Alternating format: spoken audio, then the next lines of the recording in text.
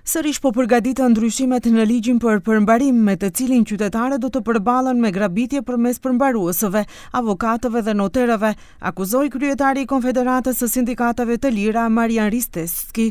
Ai thotë se kompanitë që kërkojnë borxhe nga qytetarët në vend që t'u dërgojnë atyre kërkesat për pagesë përmes avokatëve, i rrisin shumat që duhet të paguhen deri në 20, madje 30 herë. Risteski me mesazh për ministrin e drejtësisë.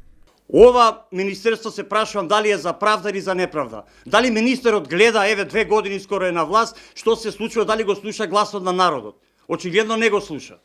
Од одека апелираме. Овој закон, овие измени што ги прават, бидејќи веќе е ставен на енер уште некој ден и сакаат да го пуштат во процедура да го усвојат, ние бараме да се повлечи и да бидеме вклучени активно во изготвување на законот. Risteski paralajmëroi se për këtë problem, për të cilin ekziston revolte madhe të qytetarët, do të kërkojnë takim edhe me kryeministrin Ristian Mickoski.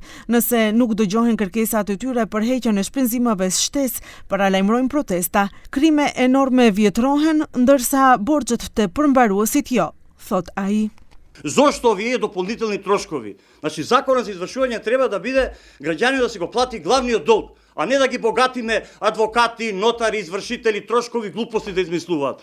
Ова борба веќе ја водиме не знам колку години и се надевам дека конечно ќе се стави крај.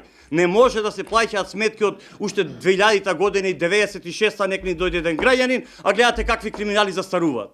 Por atë se deri në çfarë mase rritet borxhi, u dha edhe një shembull. Se работи за млада особа, не плаќа, не плаќа автобуска карта градска во Скопје. Картата е 35 денари.